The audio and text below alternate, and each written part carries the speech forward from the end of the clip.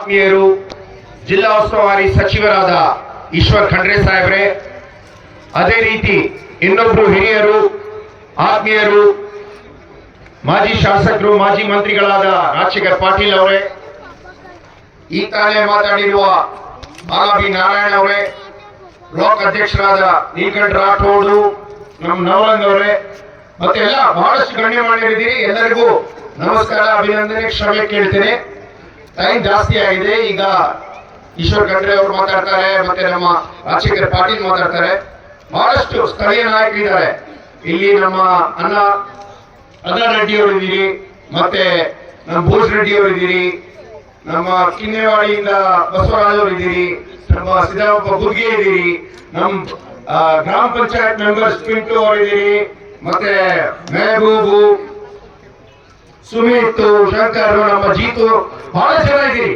ಮತ್ತೆ ನಮ್ಮ ಸಿದ್ದು ಮೇತ್ರೆ, ತುಕಾರಾಮ್ ಬೇನೆ, ಅಂಬಾರಾಯ್ ಅವರು, ಹೇಮರೆಡ್ಡಿ ಅವರು, ಮತ್ತೆ ಇಲ್ಲಿ ನಮ್ಮ ರಾಜಶೇಖರ್ ಮೇತ್ರೆ ಅವರು ಇರಬೇಕಾಗಿತ್ತು. ಅವ್ರ ಪಾಪ ಅನಾರೋಗ್ಯ ಆಗಿದೆ. ಆದ್ರೆ ಸಾಹೇಬರು ಈಗ ಹೇಳ್ತಾ ಇದ್ರು ಬಹಳಷ್ಟು ಕಷ್ಟಪಟ್ಟಿದ್ದಾರೆ ಅವರು ಹಿಂದಿನ ಸಲನು. ಅವ್ರಿಗೂ ಮಾತಾಡಿದ್ದೆ ನಾನು, ಅವರು ಇಲ್ಲಿ ಸಪೋರ್ಟ್ ಮಾಡ್ತಾರೆ ಅಂತ ಹೇಳಿದ್ದಾರೆ. ಮತ್ತೆ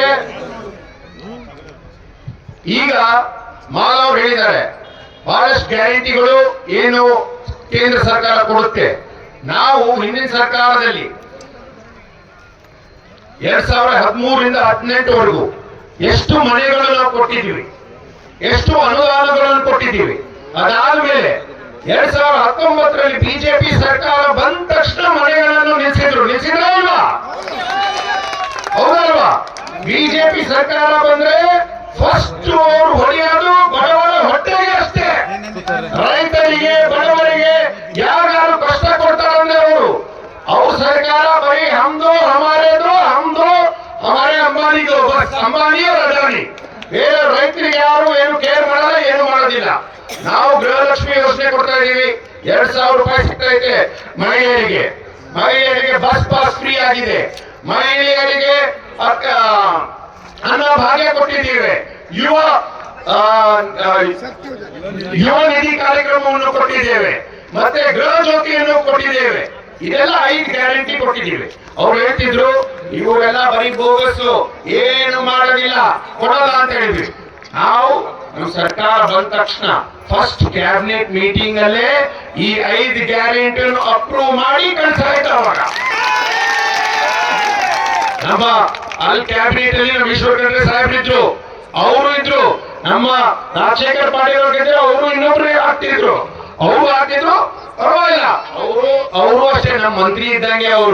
ಅವ್ರಿಗೂ ಮಾರ್ಗದರ್ಶನ ನಾವು ಯಾವಾಗಲೂ ತಗೊಳ್ತಾ ಇರ್ತೀವಿ. ಎಲ್ಲರೂ ಸೇರ್ಕೊಂಡು ಈ ಸಲ ನಮ್ಮ ಅಭ್ಯರ್ಥಿಯಾದ ಸಾಗರ್ ಖಂಡ್ರೆ ಅವರಿಗೆ ವೋಟ್ ಹಾಕಿ ಗೆಲ್ಸದ್ ನಮ್ಮೆಲ್ಲರ ಕರ್ತವ್ಯ. ನಮ್ದು ಸಿದ್ದರಾಮಯ್ಯ ಅವರಿದ್ದಾರೆ, DK ಶಿವಕುಮಾರ್ ಅವರಿದ್ದಾರೆ, ಜಿಲ್ಲೆಯಲ್ಲಿ ಈಶ್ವರ್ ಖಂಡ್ರೆ ಅವರಿದ್ದಾರೆ, ರಾಜಶೇಖರ್ ಪಾಟೀಲ್ ಅವರಿದ್ದಾರೆ, ಬಹಳ ರೈಂಕಾಣ್ ಅವರಿದ್ದಾರೆ. ನಾವು ಬಸವಕಲ್ಯಾಣ ತಾಲೂಕಿಗೆ ನಾವು ಓಡಾಡ್ತಾ ಇದ್ದೀವಿ. ಈಗ ನೀವು ಯೋಚನೆ ಮಾಡ್ಬೇಕು, ಇಷ್ಟೆಲ್ಲ ಶಕ್ತಿ ಇದೆ, ಶಕ್ತಿ ಇದೆಯಾ ಅಲ್ವಾ ನಿಮಗೆ? ಗೊತ್ತಾಗ್ತಾ ಇದೆಯಲ್ಲ? ಅದರಲ್ಲಿ ನಮ್ಮ MP ಸಾಗರ್ ಖಂಡ್ರೆ ಗೆದ್ರೆ ಇನ್ನಷ್ಟು ನಮಗೆಲ್ಲ ನಿಮ್ಗಿನ್ನೂ ಶಕ್ತಿ ಸಿಗುತ್ತೆ ಅಂತ ಹೇಳಕ್ ಇಷ್ಟಪಡ್ತೀನಿ. ಯಾರಿಗೆ ಸಿಗುತ್ತೆ? ನಿಮ್ಮೆಲ್ಲರಿಗೂ ಸಿಗುತ್ತೆ. ಅದಕ್ಕಾಗಿ ನೀವು ಈ ಸಲ ಸಾಗರ್ ಖಂಡ್ರೆ ಅವರಿಗೆ ಮೇ 7ನೇ ತಾರೀಕು ವೋಟ್ ಹಾಕಿ, ಅಕ್ಕವ್ರೆ ಕೇಳಿ, ವೋಟ್ ಹಾಕಿ ಗೆಲ್ಸಿದ್ರೆ ಏನ್ ನಾವು 2000 ರೂಪಾಯಿ ತಿಂಗಳಿಗೆ ಕೊಡ್ತಾ ಇದ್ದೀವಿ, 24,000 ರೂಪಾಯಿ ವರ್ಷಕ್ಕೆ. ಪ್ರತಿ ಒಂದ್ ಮಹಿಳೆಗೆ ಒಂದ್ ಮನೆಯಲ್ಲಿ ಸಾಗರ್ ಖಂಡ್ರೆ ಅವರು ಗೆದ್ದಿ MP ಆಗಿ ನಮ್ಮ ಕೇಂದ್ರ ಸರ್ಕಾರದಲ್ಲಿ, ಅಲ್ಲಿ ಕೇಂದ್ರದಲ್ಲಿ ನಮ್ಮ ಸರ್ಕಾರ ಬಂದ್ರೆ ನಾವು